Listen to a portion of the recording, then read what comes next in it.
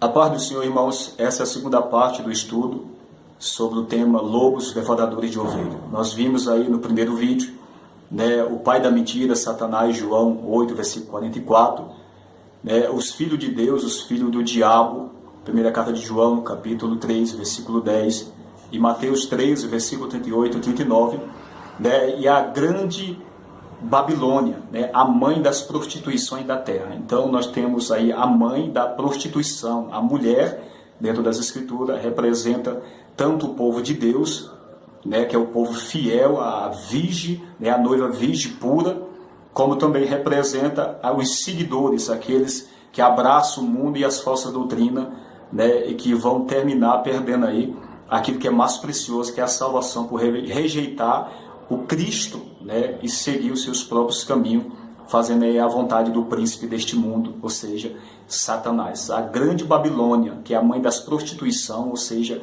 essa mãe ela gera filhos, e essa mãe ela tem um pai que é Satanás, ela ali se congrega naquela mulher todo o sistema do pecado desde Gênesis, até o governo do anticristo que há de se levantar sobre essa terra, e isso até a consumação e a vinda do Senhor, onde o Senhor dará um fim, e aí entrará o reino milenar de Cristo e por fim a eternidade. Amém? Vamos dar continuidade aqui. Eu quero deixar bem claro aqui também, quero ler um texto aqui de 2 Coríntios 11, versículo 2, que está escrito assim: porque estou zeloso de vós com o zelo de Deus, porque eu vos tenho preparado para vos apresentar como uma virgem pura a um marido, a saber, a Cristo. Então o corpo de Cristo que congrega todos aqueles que ouvem a mensagem e crer, ou seja, o povo de Deus, os salvos em Cristo Jesus, é comparado dentro das Escrituras com uma virgem, uma mulher virgem. Por que virgem? Porque é pura, pessoas que foram transformadas pela palavra, que receberam a mensagem, foram lavados, purificados pela verdade. Como que nós somos lavados e purificados? Pela verdade. E eu quero ler esse texto aqui com os irmãos, 17, versículo 17 do Evangelho de João, que está escrito assim, 17, capítulo e versículo 17, santificam na verdade, a tua palavra é verdade. Ou seja, o que é que nos santifica? O que é que santifica o homem?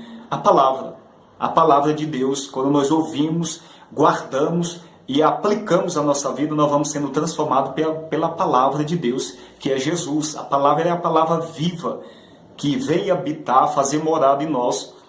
O Pai e o Filho, ele faz morada em nós, por intermédio do seu Espírito. Amém? Então nós vamos se tornando como uma mulher, fisicamente virgem, pura, transformado pela mensagem da cruz.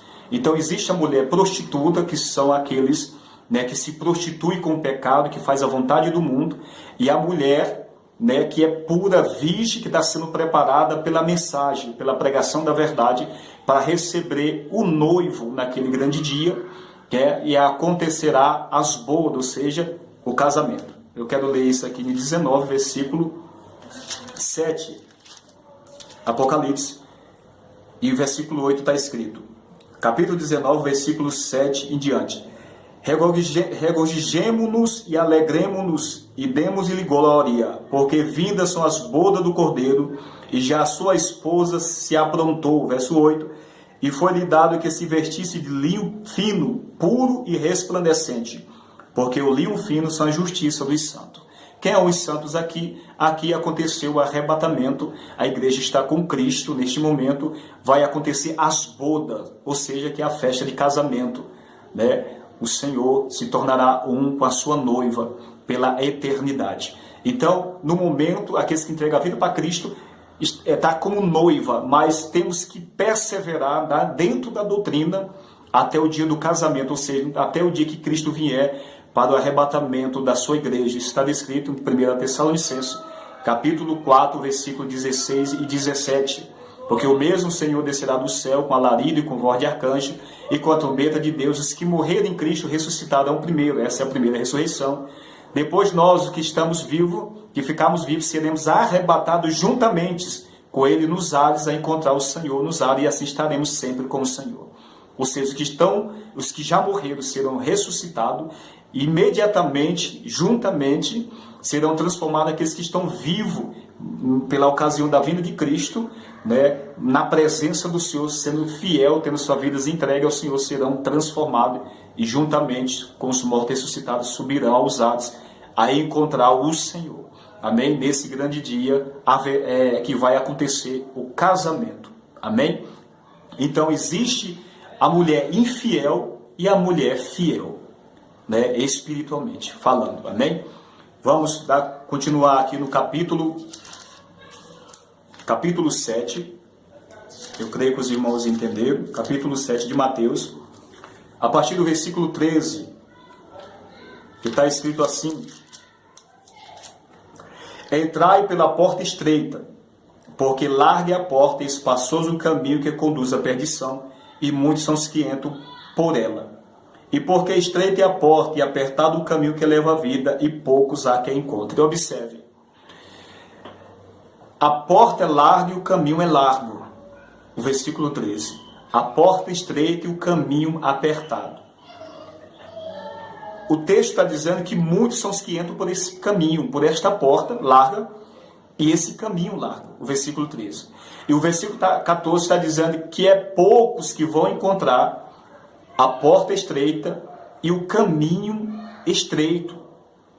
O que é o caminho? O caminho é Jesus. Essa porta é Jesus. João capítulo 10, o versículo 9. Eu sou a porta. Eu sou a porta. Eu quero ler para não ficar nas minhas palavras. Amém?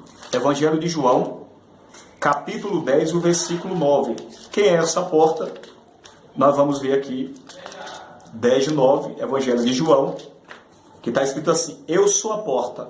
Se alguém entrar por mim, salvar-se-á, e entrará e sairá, e achará pastagem.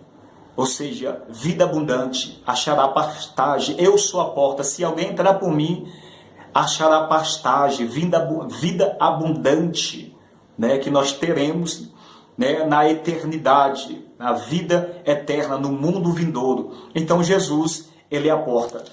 E quem é o caminho? Jesus. 14, versículo 6 do Evangelho de João está escrito: Disse-lhe Jesus: Eu sou o caminho, e a verdade e a vida, ninguém vem ao Pai senão por mim. Jesus é a porta, ele é o caminho.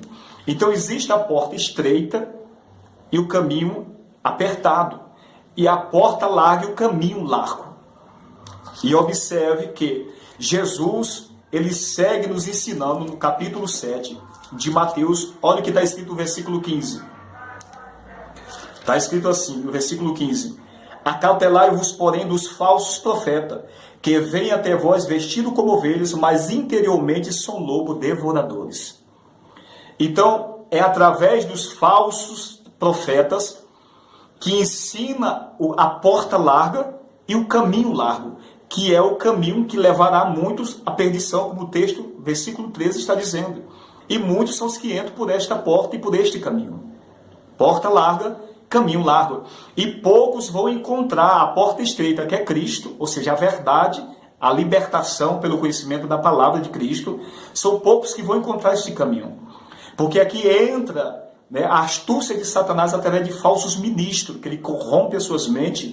Muitas vezes já são ministros que ele termina se perdendo na sua caminhada, né, e muitas vezes não são ministros, nem teve o conhecimento da verdade de Cristo, mas que já traz essa doutrina desde a sua infância, de família, doutrinas demoníacas, e isso vai passando de geração em geração, enganando o ser humano.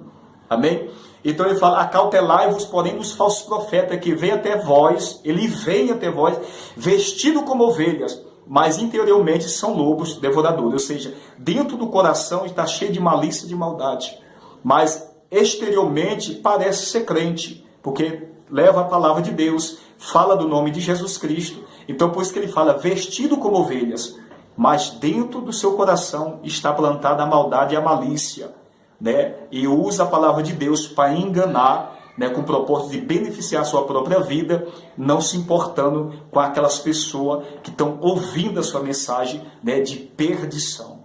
Então nós temos que ter cuidado. E como nós vamos saber, né, e como nós vamos julgar quem é e quem não é, quem prega a mensagem de Deus e quem não prega. Um dos meios é pela sua vida, pelo testemunho que esses homens dão. E o Senhor segue falando isso aqui no versículo 16, que está escrito: pelos seus frutos conhecereis. Porventura colhe-se uva dos espinheiros, ou figo dos abrolhos? Verso 17.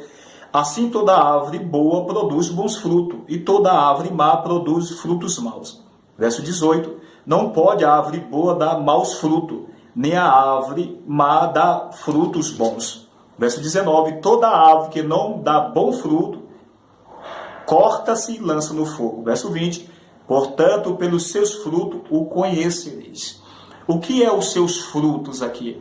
É a vida da pessoa.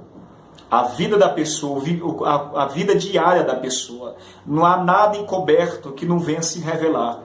Né? Pessoas que usam de engano para pregar a mensagem de Deus, ou mais cedo ou mais tarde, elas serão descobertas, desmascaradas. Deus tirará esta capa de ovelha, né, e revelará quem é a pessoa interiormente, o caráter da pessoa.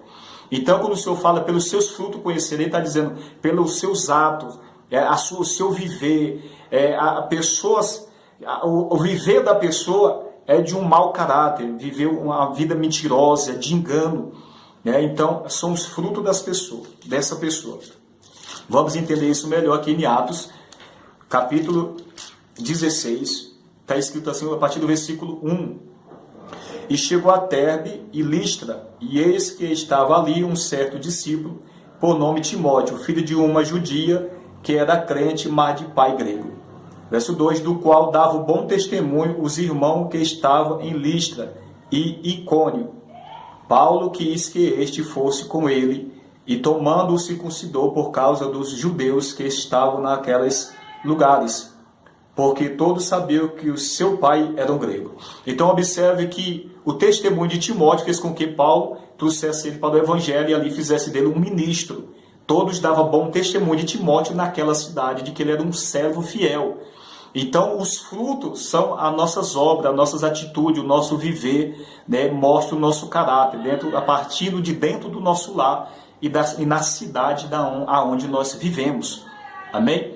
Então, é um dos meios pelo qual nós conhecemos os verdadeiros servos de Deus, é pelo seu testemunho, seu viver, a sua convivência aonde ele passa. Assista o terceiro vídeo sobre esse tema e você vai compreender melhor esse ensino. Amém?